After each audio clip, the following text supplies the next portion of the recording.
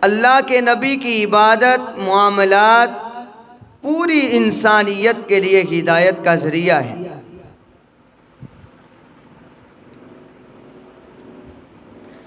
اسی طرح آپ صلی اللہ علیہ وسلم کا انتقال بھی پوری انسانیت کے لیے مشعل راہ ہے۔ ان جملوں کو میں دوبارہ دہراتا ہوں کہ حضور کی پوری زندگی، معاملات ہوں، عبادات ہوں، آپ صلی اللہ علیہ وسلم کی جوانی ہو، آپ کا بچپن ہو، پوری انسانیت کے لیے مشعل راہ اور نمونہ ہدایت ہے۔ اسی طرح آپ کا انتقال بھی پوری انسانیت کے لیے مشعل راہ ہے۔ یعنی حضور علیہ السلام جب اس دنیا سے جا رہے تھے تو آپ صلی اللہ علیہ وسلم جاتے جاتے ہمیں ایسے اسباق دے کر گئے ہیں جو ہمارے لیے مشعل راہ ہے، ہمارے لیے ایک نمونہ ہدایت ہے۔ یہ بات ہماری ذہنوں میں ہونی چاہیے، موت ایک ایسا قانون قدرت ہے کہ جس سے کوئی انسان نہیں بچ سکتا۔ موت ایک ایسا اللہ رب العزت کا قانون قدرت ہے، نہ امیر بچ سکتا ہے، نہ غریب، نہ کوئی بچہ، نہ کوئی بڑا، نہ کوئی چھوٹا، نہ کوئی جوان، اس سے کوئی انسان، نہ بادشاہ بچ سکتا ہے اور نہ ہی اس سے کوئی رعایا بچ سکتا ہے۔ سارے کے ساروں کے بارے میں اللہ کا قرآن کہتا ہے کل من علیہا فان، ہر چیز نے فنا ہو جانا ہے۔ تو حضور علیہ السلام ہوں یا دوسرے نبی جتنے بھی اس امت سے گزر کر گئے، ہر نبی اور غیر نبی کا اس دنیا سے جانا یہ مختلف ہے۔ ہم یہ نہیں کہہ سکتے کہ جیسے غیر نبی جاتے ہیں ایسے نبی جاتے ہیں۔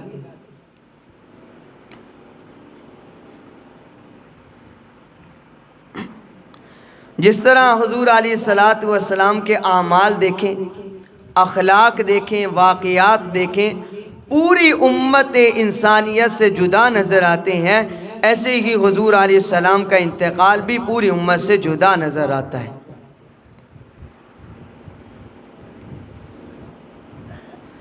تو میرے بھائی، زندگی جو ہے یہ انسان کی موت کا مقدمہ ہوتا ہے۔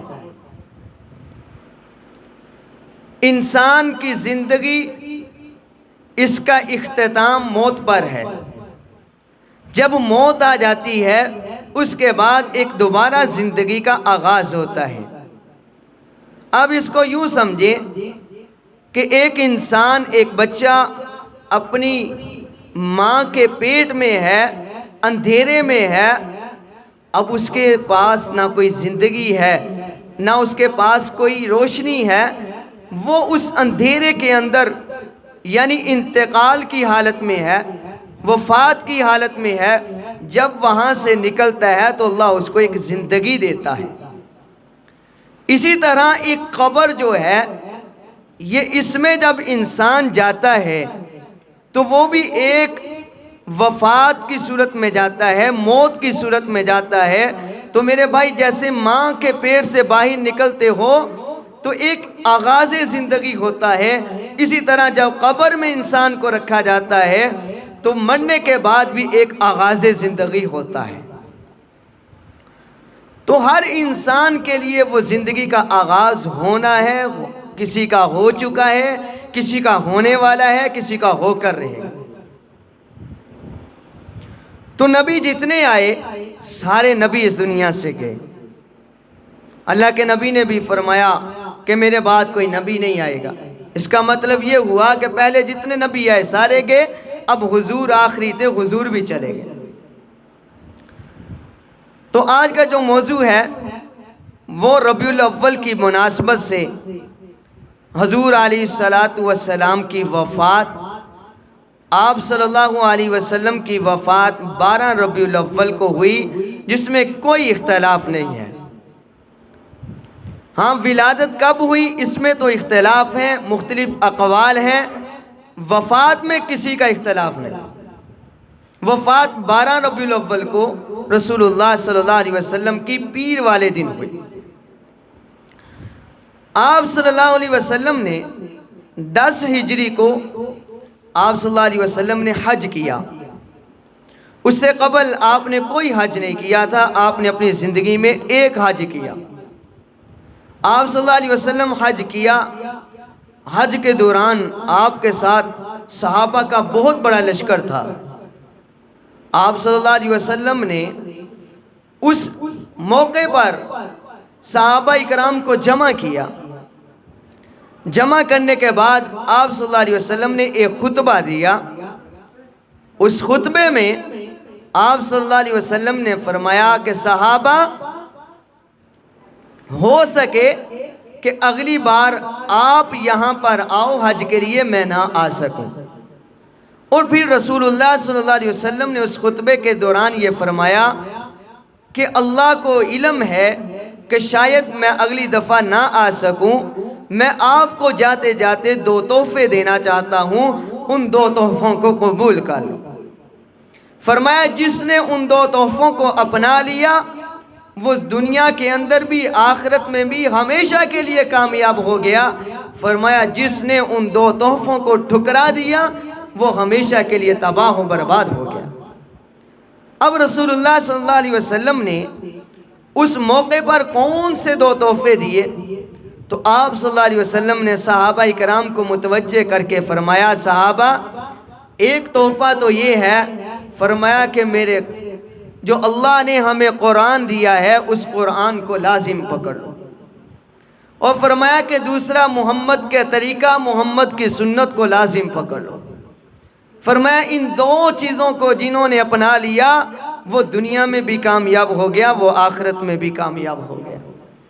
جس میری امت کے فرد نے ان 2 چیزوں کو ٹھکرا دیا، فرمایا کہ وہ ہمیشہ کے لیے ناکام ہو گیا۔ یہ وہ موقع تھا جسے حجۃ الوداع کہا جاتا ہے۔ وہاں پر رسول اللہ نے یہ خطبہ دیا، اور وہیں پر رسول اللہ صلی اللہ علیہ وسلم نے ایک اور جملہ ارشاد فرمایا۔ فرمایا کہ صحابہ، اللہ نے جو مجھے دین دیا تھا، اللہ نے مجھے جس دعوت کے لیے بھیجا تھا، وہ دعوت میں نے آپ تک پہنچائی کہ نہیں پہنچائی؟ وہ دین میں نے آپ تک مکمل کا مکمل پہنچا دیا کہ نہیں پہنچایا؟ تو صحابہ اکرام نے بیک زباں ہو کر کہا، فرمایا بلغت و ادیت و نصحت، یا رسول اللہ آپ نے پہنچا بھی دیا، آپ نے سکھا بھی دیا، آپ نے پہنچانے کا حق بھی ادا کر دیا۔ جب صحابہ اکرام نے یہ الفاظ ادا کیے تو اللہ نے فوراً کہا، جبریل، فرمایا جی یا رب جلیل، فرمایا جاؤ میرے محبوب کے پاس جا کر فرما دو، الیوم اکملت لکم دینکم و اتممت علیکم نعمتی و رضیت لکم الاسلام دینا۔ فرمایا جاؤ میرے محبوب کے پاس جا کر بتا دو کہ آج میں نے دین کو مکمل کر دیا۔ فرمایا جا کر میرے محبوب کو بتاؤ کہ اللہ نے تمہارے لیے نعمتوں کو چن کے رکھ لیا، اللہ نے تمہارے لیے ایک دین کو پسند کیا جس کا نام اسلام ہے۔ صحابہ کرام نے جب یہ آیت سنی بڑے خوش ہوئے، کہا کہ اللہ نے جو ہم پر تکلیفیں آئیں، جو مصیبتیں آئیں، ہم نے جو برداشت کی، اللہ نے آج اس کا نتیجہ دے دیا کہ آج دین کو مکمل کر دیا۔ تو ابو بکر صدیق رضی اللہ تعالیٰ عنہ ایک کونے پہ بیٹھے، ابو بکر صدیق رونے لگ گئے، آنکھوں سے آنسو نکل آئے، رونے لگ گئے۔ صحابہ نے کہا، ابو بکر صدیق آج تو خوشی کا دن ہے، آپ کیوں رو رہے ہو؟ فرمایا صحابہ او لوگو او یارو، جب کوئی نبی اپنے دین کو مکمل کر لیتا ہے، یاد رکھو پھر وہ دیندار ہو یا کوئی نبی ہو، وہ اس امت میں رہنا پسند نہیں کیا کرتا، وہ اللہ کی قرابت کو پسند کرتا ہے۔ فرمایا اب یہ جو آیت نازل ہوئی ہے یہ اس بات کی طرف اشارہ ہے کہ اب حضور ہمارے درمیان کچھ دن باقی ہے۔ پھر ایک موقع پر اللہ نے ایک آیت نازل فرمائی، فرمایا اذا جاء نصر اللہ والفتح وَرَأَيْتَ النَّاسَ يَدْخُلُونَ فِي دِينِ اللَّهِ أَفْوَاجًا فَسَبِّحْ بِحَمْدِ رَبِّكَ وَاسْتَغْفِرْ إِنَّهُ كَانَ تَوَّابًا۔ جب یہ آیت نازل ہوئی تو صدیق اکبر رونے لگ گئے۔ صحابہ نے کہا کہ صدیق کیوں روتے ہو؟ فرمایا کہ جب کوئی انسان دین کی دعوت دیتا ہے، ہمارے ہاں بھی یہ رواج چلتا ہے نا کہ جب تبلیغی جماعت والے دین کی دعوت دیتے ہیں، دعوت دینے کے بعد جب واپس نکلنے لگتی ہیں تو کہتے ہیں کہ بھائیو کام بہت بڑا تھا، شاید ہم سے کوئی کمی بیشی رہ گئی ہو، اب جانا واپس ہے تو استغفار کرتے جاؤ۔ اب اللہ بھی یہاں کہتا ہے نبی کو کہ نبی کام بہت بڑا تھا، آپ نے دین کی دعوت دی، آپ نے کلمے کی دعوت دی، قرآن کو پہنچا دیا، اب آپ کا کام مکمل ہو گیا، اب میرے نبی جی اب بیٹھ جاؤ، بیٹھ کر استغفار شروع کر دو، اللہ کی تسبیح کو شروع کر دو۔ تو حضرت ابوبکر صدیق فرماتے صحابہ میں سمجھ گیا ہوں کہ اب حضور کا جو ہے کچھ دن ہمارے درمیان باقی ہے۔ تو میرے بھائی یہ حضور علیہ السلام کی نشانیاں ظاہر ہو رہی ہیں کہ حضور اس دنیا سے جانے والے ہیں۔ حجۃ الوداع کے موقع پر رسول اللہ صلی اللہ علیہ وسلم نے خطبہ دیا اور وہاں پر حضور نے جب یہ آیت سنائی تو صحابہ اکرام نے خوشی کا اظہار بھی کیا، ابو بکر صدیق رونے بھی لگے۔ پھر اس کے بعد رسول اللہ صلی اللہ علیہ وسلم حج کے بعد آپ صلی اللہ علیہ وسلم واپس مدینہ منورہ تشریف لائے، یہ حجۃ الوداع کا مہینہ بھی گزر گیا، اس کے بعد مہینہ یہ محرم کا مہینہ بھی گزر گیا، پھر سفر کا مہینہ آیا، آخری جب سفر کے 10 دن آئے تو بدھ کا دن تھا، رسول اللہ صلی اللہ علیہ وسلم قبرستان سے جنت البقیع سے آپ صلی اللہ علیہ وسلم گھر میں تشریف لائے تو اچانک حضور علیہ السلام کے سر مبارک میں درد شروع ہو گیا، آپ صلی اللہ علیہ وسلم کو بخار آنے لگا۔ صحابہ فرماتی ہیں کہ حضور کو اتنا تیز بخار تھا، فرمایا اتنا تیز بخار تھا کہ جب آپ مسجد میں تشریف لائے ہم نے جب حضور کو ہاتھ لگایا تو حضور نے کپڑے پہنے تھے وہ بھی سخت گرم ہوئے تھے۔ تو آپ فرمایا کرتے تھے صحابہ آپ کو جیسے ایک نیکی پر اتنا ثواب ملتا ہے اور نبی کو ایک نیکی پر آپ سے کئی گنا زیادہ ثواب ملتا ہے، اسی طرح بیماری میں بھی نبی کو بیماری بھی زیادہ ملتی ہے۔ تو رسول اللہ صلی اللہ علیہ وسلم کو بخار آ گیا۔ اب پیر والے دن جس دن حضور کا انتقال ہوا اس سے پیچھے جو جمعرات تھی اس دن رسول اللہ صلی اللہ علیہ وسلم کو بہت زیادہ طبیعت خراب، بخار، آپ صلی اللہ علیہ وسلم پر بار بار غشی کا حالت ہوتی، بخار اپنا شدید حملہ کرتا۔ تو رسول اللہ صلی اللہ علیہ وسلم جمعرات والے دن مغرب کی نماز پڑھا کر اپنے گھر میں تشریف لے کر گئے۔ جب آپ اپنے گھر میں پہنچے تو مغرب کے بعد آپ پر بے ہوشی طاری ہو گئی۔ صحابہ اکرام رضوان اللہ علیہ مجمعین اپنے گھروں میں چلے گئے تھے۔ جب واپس عشاء کی نماز کے لیے آئے تو صحابہ اکرام فرماتے ہیں کہ ہم حضرت بلال حبشی رضی اللہ تعالیٰ عنہ نے آذان دی، ہم سارے صحابہ انتظار میں بیٹھے ہیں، عشاء کی نماز کا وقت ہو گیا، رسول اللہ ابھی تک نہیں پہنچے۔ فرمایا کہ حضور غشی کی حالت میں تھے، آپ کو جب ہوش آیا تو آپ نے سب سے پہلے یہ بات کہی صحابہ نماز ادا کر لی کہ نہیں کی؟ تو حضرت اماں عائشہ فرماتی ہیں ہم نے کہا کہ حضور ابھی نماز نہیں ادا کی گئی۔ فرمایا پانی لے کر آؤ، پانی لایا گیا، آپ نے وضو فرمایا، جب آپ نماز کی تیاری کے لیے اٹھنے لگے تو فرمایا کہ پھر آپ پر بے ہوشی کی حالت ہو گئی، آپ پھر بے ہوش ہو گئے، اور اسی طرح تیسری مرتبہ یوں ہوا کہ آپ صلی اللہ علیہ وسلم بے ہوش ہو گئے۔ تو میرے بھائیوں حضور علیہ السلام کی یہ پہلی نماز تھی جو آپ ادا کرنے مسجد میں نہیں جا سکے، آپ صلی اللہ علیہ وسلم بے ہوش کی حالت میں گھر کے اندر موجود تھے۔ جب تیسری مرتبہ آپ کو ہوش آیا آپ نے فرمایا مرو ابا بکرن فلیصلی بالناس، عائشہ جاؤ جا کر صحابہ سے کہو کہ ابو بکر کو کہہ دیں کہ محمد کے مصلی پہ کھڑا ہو کر میری امت کو نماز پڑھا دے۔ حضرت ام عائشہ نے جب یہ آواز سنی فرمایا یا رسول اللہ، فرمایا ان ابی رفیق القلب، یا رسول اللہ میرا ابا بڑا نرم مزاج، میرا ابا بڑا نرم مزاج ہے، اے اللہ کے رسول آپ کے مصلی پہ میرا ابا نہیں کھڑا ہو سکتا۔ فرمایا پھر حضور نے پھر فرمایا مرو ابا بکرن فلیصلی بالناس۔ حضرت ام عائشہ نے فرمایا یا رسول اللہ میں عمر بن خطاب سے کہہ دیتی ہوں وہ نماز پڑھا دے۔ اللہ کے نبی نے فرمایا عائشہ آپ مجھے کیوں ایسی باتیں کرتی ہو؟ آپ کو علم میں نہیں کہ اللہ کا نبی اللہ کی قدرت کے بغیر کوئی فیصلہ نہیں کیا کرتا؟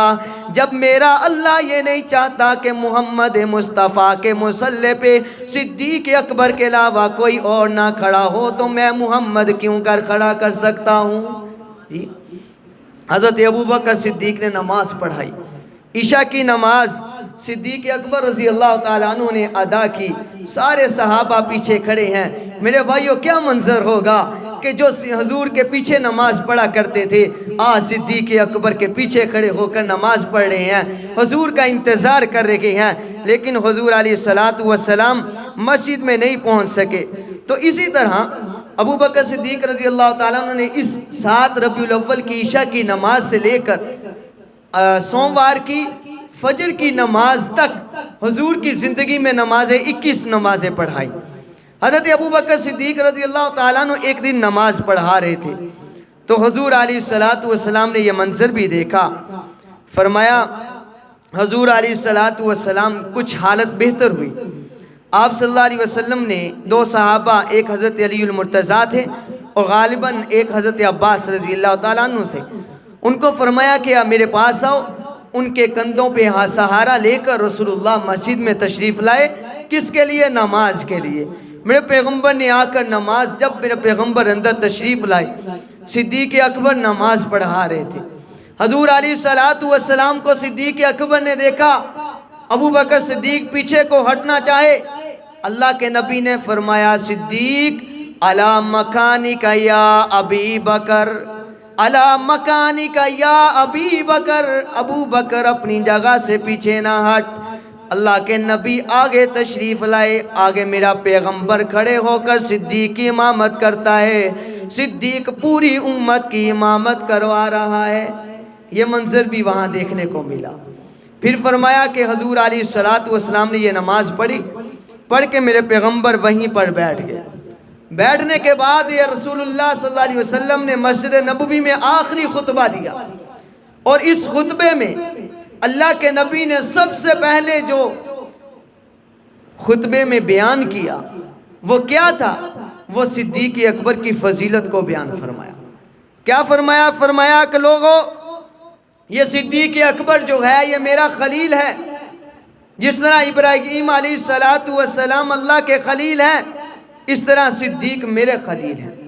اور پھر اسی مقام پر اللہ کے نبی نے فرمایا لوگوں میں نے پوری کائنات، میں نے پورے کے پورے صحابہ جتنے میرے بیٹھے ہیں، میں نے ہر صحابی کا قرض اتار دیا، ایک بندہ باقی ہے جس کا نام صدیق اکبر ہے، اس کا قرضہ میں نہیں اتار سکا، کل قیامت کے دن خود خدا اس کا قرضہ اتارے گا۔ اور اسی مقام پر اللہ کے نبی نے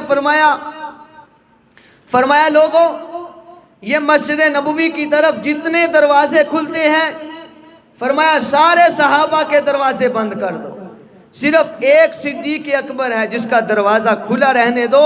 صدیق اکبر میری طرح اس مسجد میں آیا کرے گا، نماز پڑھایا کرے گا، چلے جایا کرے گا۔ تو یہاں پر حضور نے صدیق اکبر کی عظمت کو، فضیلت کو بیان کیا۔ میرے بھائی صدیق بھی تو وہ تھے جس کے گھرانے نے، جس نے خود اپنے بذات خود حضور پر جان نشاور کر دی، باہر ہوں، سفر میں ہوں، حضر میں ہوں، جہاں بھی ہوں، انہوں نے حضور پر اپنی جان نشاور کی ہے۔ اسی لیے تو میرے پیغمبر نے کہا کہ میں نے ہر صحابی کا قرضہ اتار دیا ہے، اگر ایک ذات باقی ہے وہ صدیق اکبر ہے۔ میرے بھائی اسی مقام پر اللہ کے نبی علیہ السلام نے ایک اور بات فرمائی، فرمایا کہ لوگوں قبر پرستی پر میں لعنت کرتا ہوں۔ فرمایا کہ یہود اور نصارہ کی طرح جس طرح پہلی امتوں میں نبی آئے، انہوں نے یہودیوں نے نصارہ نے ان نبیوں کے جانے کے بعد ان کی قبر پر سجدہ گاہ بنا لیا ہے، وہاں پر جھکنا شروع کر دیا ہے۔ فرمایا کہ میں اللہ سے پناہ مانگتا ہوں، یا اللہ میری قبر کو سجدہ گاہ نہ بنانا، اور لوگوں کو سمجھایا کہ میں ایسے لوگوں پر لعنت کرتا ہوں۔ آج ہم خود دیکھیں ہمارے زمانے کے اندر کتنے لوگ ایسے پائے جاتے ہیں جو قبروں پر جا کر جھکتے ہیں، جو قبروں پر جا کر سجدہ کرتے ہیں، لیکن میرا پیغمبر اس دنیا سے جانے لگتا ہے، مدینہ کی دھرتی مسجد نبوی میں بیٹھ کر میرا پیغمبر یہ درس دے رہا ہے کہ لوگوں قبروں کو سجدہ گاہ نہ بناؤ۔ جھکنے کے لائق ایک ذات ہے، وہ صرف رب کائنات کی ذات ہے، اس کے علاوہ کسی کے سامنے نہیں جھکنا۔ حضور فرما رہے میری قبر کے آگے نہیں جھکنا۔ اگر کوئی جھکنے والا ہوتی اور ذات، وہ میں کہتا ہوں محمد مصطفیٰ کی ذات تھی، ان کے علاوہ کوئی نہیں۔ تو میرے بھائی یہ میرے پیغمبر علیہ السلام نے دوسری بات بیان فرمائی۔ اور تیسری بات اس موقع پر یہ رسول اللہ صلی اللہ علیہ وسلم نے بیان فرمائی، فرمایا کہ اپنے ماتحتوں کا خیال رکھنا، اپنے ماتحتوں کا خیال رکھنا۔ میرے بھائی بیوی ہو، غلام ہو، جو خادم ہمارے گھروں میں کام کرتے ہیں، یہ نوکر ہم نے ڈھیروں پر رکھے ہوئے ہیں، اللہ کے نبی آخر میں کہتے جا رہے ہیں، فرمایا کہ ان کا خیال رکھو، ان کا خیال رکھو۔ حضور علیہ السلام خود بہت اچھا سلوک کیا کرتے تھے اپنے غلاموں سے، تو اس لیے اپنی بیویوں سے اچھا سلوک کرو۔ اپنے گھروں کے اندر جو بھائی ہیں، جو ان کی بیویاں ہیں، اور جو ہمارے رشتہ دار عزیز ہمارے پاس رہتے ہیں، ہمارے ہمسائے ہیں، ہمارے نوکر، ہمارے گھروں میں کام کرنے والے غلام خادمین ہیں، میرے بھائی ان کا خیال رکھو۔ یہ میرے پیغمبر کا اس وقت کا خطبہ ہے جب میرے پیغمبر نے مسجد نبوی میں آخری نماز پڑھی تھی اور یہ آخری خطبہ دیا تھا۔ اور اسی طرح میرے پیغمبر علیہ السلام نے اس موقع پر فرمایا کہ جزیرۃ العرب میں، یعنی عرب کی جتنی دھرتی ہے، میں اپنے صحابہ سے کہتا ہوں اس دھرتی کو یہودیوں سے، عیسائیوں سے، مشرکین سے پاک کر دینا۔ صحابہ اکرام نے حضور کے ان الفاظ کی لاج رکھتے ہوئے پورے عرب سے یہودیوں کو، عیسائیوں کو اور اسی طرح مشرکین کو نکال کے رکھ دیا تھا۔ اور اسی طرح میرے پیغمبر علیہ السلام نے اس موقع پہ یہ بھی بیان فرمایا، اللہ کے نبی علیہ السلام نے فرمایا کہ میرے بھائیوں، میں نے اگر کسی کو زبان سے کوئی تکلیف دی ہو، میں نے کسی کا قرض دینا ہو، میں نے کسی کو مارا ہو، کسی کو درہ مارا ہو، تو مجھ سے آج حساب لے لو۔ خدا کی قسم کل میں اللہ کی عدالت میں آپ کو حساب نہیں دے سکتا۔ یہ کون کہہ رہا تھا؟ یہ وہ کہہ رہا تھا جو ہنستا ہے اللہ جنت کا منظر بنا دیتا ہے۔ یہ وہ ہستی کہہ رہی تھی جو غصے میں آئے تو اللہ جہنم کا منظر بنا دیتا ہے۔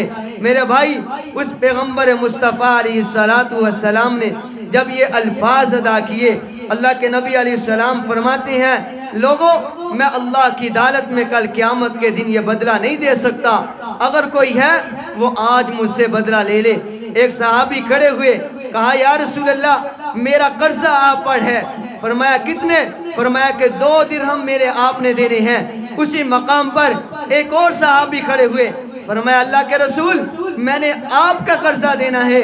اللہ کے نبی نے فرمایا کتنا ہے؟ انہوں نے جو پیسے دیے، اللہ کے نبی نے 2 درہم اس صحابی کو دے دیے جس کے اللہ کے نبی نے قرضہ دینا تھا، اور فرمایا کہ یہ میں نے قرضہ اتار دیا۔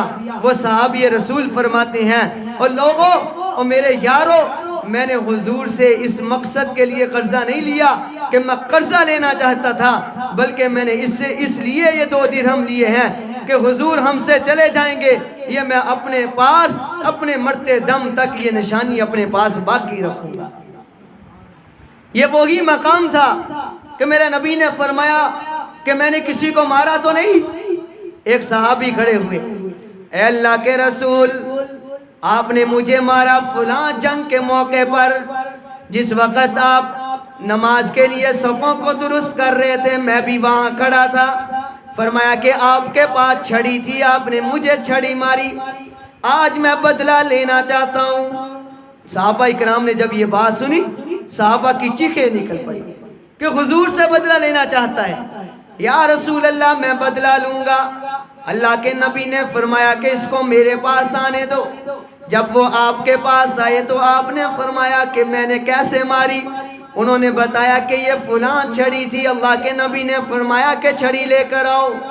جب چھڑی لے کر آئے اللہ کے نبی علیہ السلام نے فرمایا کہ کدھر مارا؟ فرمایا کہ میری پیٹھ پر. اللہ کے نبی علیہ السلام کھڑے ہو گئے, فرمایا کہ مارو. اس نے کہا نہیں نہیں یا رسول اللہ ایسے نہیں مارا تھا, میری کمر پہ اس وقت کپڑا نہیں تھا, کرتا نہیں تھا, چادر تھی. تو آپ ہی اپنا کرتا اتارو. اب صحابہ دیکھ رہے ہیں, کوئی کہہ رہا ہے یار میری گردن لے لے, کیوں میرے نبی کو مار رہا ہے. کوئی کہہ رہا ہے یار مجھے مار دے, مجھ سے بدلہ لے لے.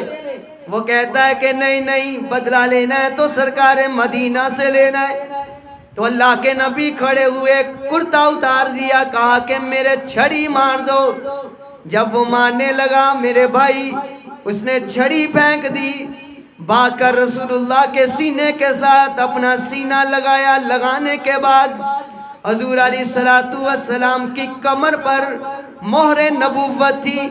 وہاں پہنچ کر مہر نبوت کا بوسہ دیا. دینے کے بعد کہا یارو میں چاہتا تھا کہ حضور اپنے کرتے کو اتار دے, میں مہر نبوت کو بوسہ دے کر اپنے اوپر جہنم کی آگ حرام کر دوں. خدا کی قسم اللہ نے مجھے وہ موقع نصیب کر دیا کہ میں نے تو اللہ کے نبی سے بدلہ نہیں لینا تھا, بلکہ اپنی جہنم کی آگ کو حرام کروانا تھا. میرے بھائی یہ صحابہ تھے, یہ ان کی محبت تھی. اب حضور علیہ السلام وہاں سے فارغ ہوئے. آپ صلی اللہ علیہ وسلم اپنے گھر میں تشریف لائے. آپ صلی اللہ علیہ وسلم آخری دن جو تھے, آپ نے جو آخری ایام تھے وہ اماں عائشہ الصدیقہ رضی اللہ تعالیٰ عنہ کے گھر میں گزارے. 7 دن آپ نے وہیں گزارے. اب اللہ کے نبی علیہ السلام جب وہاں پہ آگے, اللہ کے نبی علیہ السلام ہفتہ اور اتوار 2 دن باقی اس گھر میں رہے. سوموار والے دن آپ کا انتقال ہوا. آپ نے ہفتے والے دن اپنی بیٹی حضرت فاطمہ کو بلایا. حضرت فاطمہ رضی اللہ تعالیٰ عنہ آئی. آپ نے حضرت فاطمہ کے کان میں بات کی, حضرت فاطمہ رونے لگی. پھر آپ نے ایک بات کی, حضرت فاطمہ ہنس پڑی. سیدہ عائشہ الصدیقہ رضی اللہ تعالیٰ عنہ نے فرمایا فاطمہ بتاؤ تو صحیح کہ رسول اللہ نے جو پہلی بات کی آپ ہنس پڑی, رو پڑی, اور جب دوسری بات کی تو آپ ہنس پڑی. تو حضرت فاطمہ نے فرمایا کہ جب ابا جی نے پہلی بات کی تو حضرت محمد الرسول اللہ صلی اللہ علیہ وسلم نے فرمایا تھا بیٹی جتنا جی بڑھ کر میرے چہرے کو دیکھنا چاہتی ہے دیکھ لے, میں نے اسی بیماری میں اس دنیا سے چلے جانا ہے. فرمایا کہ میں رونے لگ گئی. تو جب رسول اللہ صلی اللہ علیہ وسلم نے دوسری میرے کان میں بات کی تو اللہ کے نبی نے فرمایا اے بیٹی میرے خاندان میں سے جو سب سے پہلے مجھے آ کر ملے گی وہ آپ ہوں گی. فرمایا میں اس پر ہنس پڑی. تو حضرت فاطمہ رضی اللہ تعالی عنہ اس دنیا میں حضور کے جانے کے بعد صرف 6 مہینے زندہ رہی, پھر وہ بھی جا کر حضور سے جا ملی. میرے بھائی اسی طرح میرے پیغمبر علیہ السلام کا آخری دن آ گیا. فجر کی نماز کا وقت تھا کہ اللہ نے وہ منظر حضور کو دکھایا کہ اللہ کے نبی علیہ السلام فجر کی نماز کے وقت آپ صلی اللہ علیہ وسلم کو بخار تھا, طبیعت بہت زیادہ خراب تھی. اللہ کے نبی علیہ السلام جب اٹھے ہوش میں آئے, فرمایا کہ نماز ہو گئی. اماں عائشہ رضی اللہ تعالیٰ عنہ نے فرمایا کہ نہیں ابھی ہو رہی ہے. اللہ کے نبی علیہ السلام دروازے میں آئے. اللہ کے نبی کے گھر کا دروازہ وہ مسجد نبوی کی طرف کھلتا تھا. اللہ کے نبی علیہ السلام دروازے میں آئے, آ کر اپنا پردہ اٹھایا, اٹھا کر اپنے صحابہ کی جماعت کو دیکھا کہ صدیق اکبر نماز پڑھا رہے ہیں. سارے کے سارے صحابہ صدیق کے پیچھے نماز پڑھ رہے ہیں. میرے اللہ کے نبی نے اس مقام پر اللہ کا شکر ادا کیا. میں نے اپنے وجدان میں کہا کہ اللہ بھی اپنے نبی کو دکھانا چاہتا تھا کہ اے نبی، جو آپ نے تربیت کی، جو آپ نے محنت کی ہے، جو آپ نے کوشش کی ہے، آج اپنی اس جماعت کو دیکھ کر اس دنیا سے جانا۔ اللہ کے نبی آ کر اپنی اس جماعت کو دیکھ لے گئے ہیں، ساری کی ساری جماعت نماز پڑھے گی ہے۔ تو صحابہ بھی کہتے ہیں جب حضور نے ہمیں دیکھا تو حضور مسکرا پڑے ہیں، جب حضور مسکرائے تو ہمارا کمرہ روشن ہوتا ہے۔ تو اللہ کے نبی علیہ السلام اس پردے کو دوبارہ آگے کر کے واپس چلے جاتے ہیں۔ تو صحابہ فرماتے ہیں ہم نے نماز پڑھی، ہم حضور کی عیادت میں چلے گئے، صدیق اکبر بھی چلے گئے، حضرت علی المرتضیٰ بھی چلے گئے، حضرت عباس بھی چلے گئے، صحابہ نے حضور کی عیادت کی۔ اللہ کے نبی نے سب سے باتیں کی ہیں، پیار بڑی باتیں ہوئی، سب نے باتیں کی۔ صحابہ فرماتے اللہ کے نبی ایسے ہو گئے تھے کہ جیسے میرے نبی کو کوئی بیماری ہی نہیں ہے۔ فرمایا کہ ابو بکر صدیق رضی اللہ تعالیٰ عنہ نے اسی مقام پر فرمایا اے اللہ کے نبی مجھے اجازت دیں، میں نے اپنی دوسری بیوی کے گھر میں جانا ہے۔ اللہ کے نبی نے اجازت دی تھی، ابو بکر صدیق وہاں چلے گئے، صحابہ اٹھے اپنے کام کاج میں مشغول ہو گئے۔ تو میرے بھائیوں صحابہ بھی چلے گئے، پیچھے سے رسول اللہ گھر میں ہے، حضرت فاطمہ گھر میں ہے، حضرت اماں عائشہ گھر میں ہے۔ حضور علیہ السلام کی طبیعت اچانک خراب ہوئی۔ اماں عائشہ فرماتی ہیں کہ اتنا شدید بخار آ گیا کہ میں حضور علیہ السلام کے پیچھے بیٹھی، حضور علیہ السلام کی کمر کو میں نے اپنے سینے کے ساتھ لگا کر بیٹھ گئی۔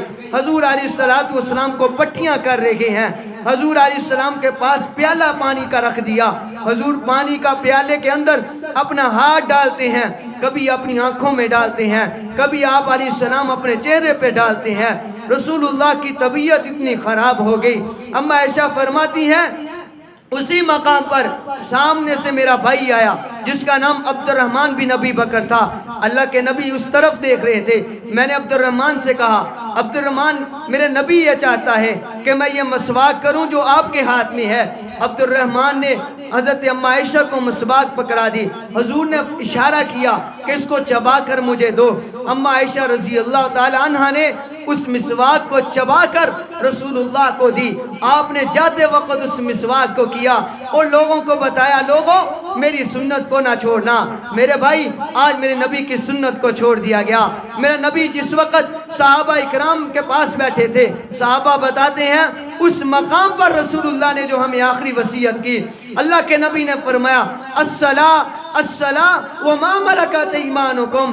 اماں عائشہ فرماتی ہے جب رسول اللہ اس دنیا سے جانے لگے، جو رسول اللہ کا ہونٹ ہل رہا تھا ہم قریب ہو کر سن رہے تھے، اس مقام پر جو اللہ کے نبی وصیت فرما رہے تھے وہ بھی یہی وصیت تھی، الصلاۃ وما ملکت ایمانکم۔ اللہ کے نبی نے فرمایا لوگوں نماز نہ چھوڑنا اور اپنے ماتحتوں کا خیال رکھنا۔ اس مقام پر بھی اللہ کا نبی یہ ہمیں وصیت اور یہ درس دے کر گیا۔ اب حضور علیہ السلام گھر میں تشریف فرمائے۔ میرے بھائی حضور علیہ السلام کا آخری وقت ہے۔ حضرت اماں عائشہ فرماتی میں نے مسواک دی، حضور نے اپنے دانتوں پہ پھیری۔ اللہ کے نبی علیہ السلام پر اب موت کی سختی طاری ہوئی۔